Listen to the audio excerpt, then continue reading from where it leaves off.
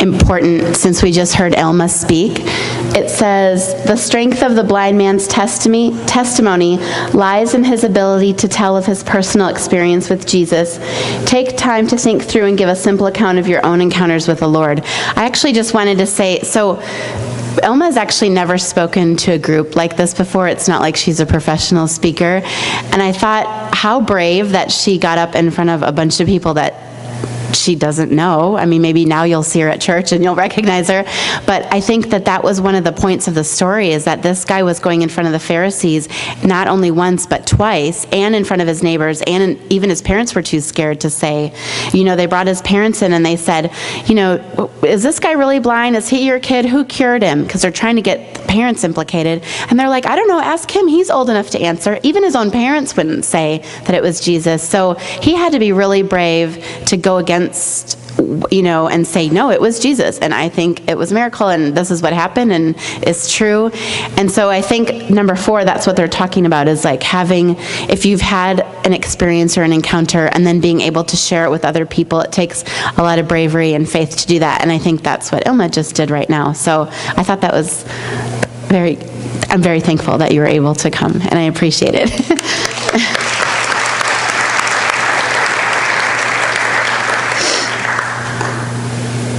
Okay, we just have one question, and Ilma, maybe you can answer it, or if anyone else wants to answer it. She has a friend who's going through the same thing, and she wants to know how she can be a good friend to her friend and how she can offer support. Do you want to come up here, or do you want to just say it from there? I can pass you the mic.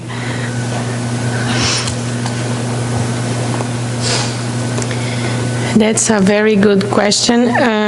If you have a friend going through it, and especially if she has kids, my kids were my platform, was my friends and my family.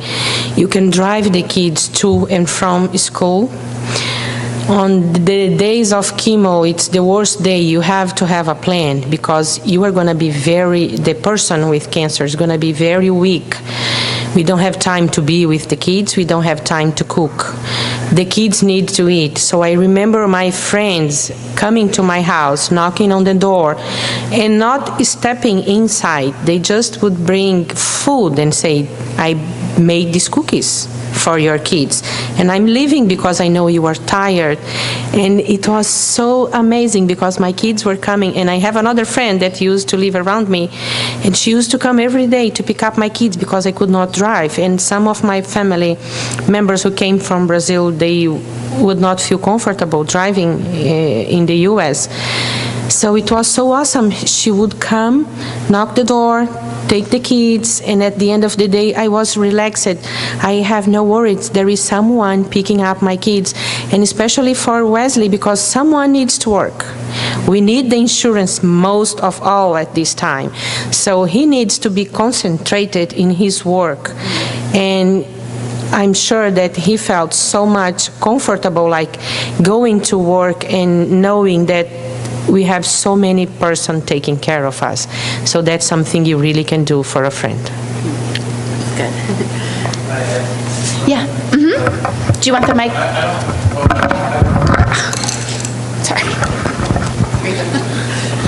I would just add, in addition to that, you had all these people coming to you, and I'm sure that sometimes maybe three people would come at once, and then there'd be a period where you weren't having anything. There are different tools out there like Care Calendar and such. If you really want to help someone out, set up that Care Calendar for them and communicate it out to their friends.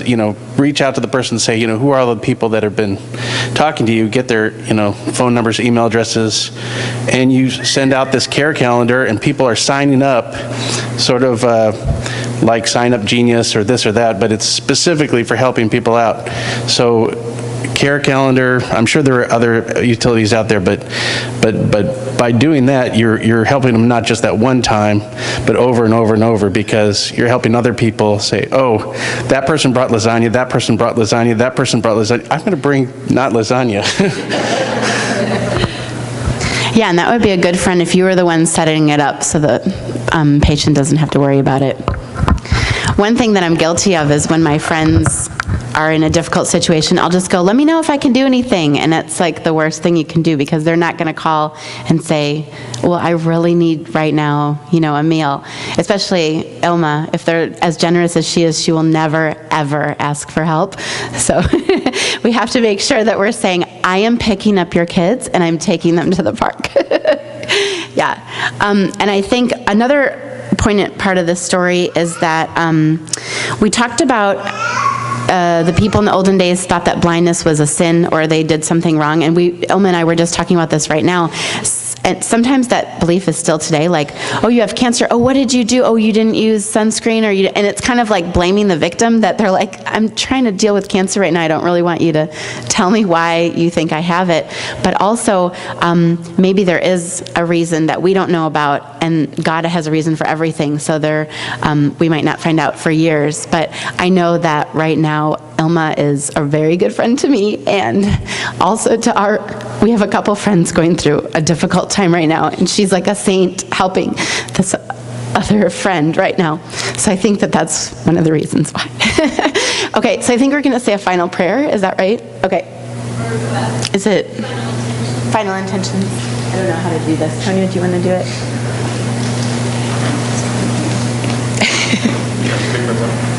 I don't know how to use it.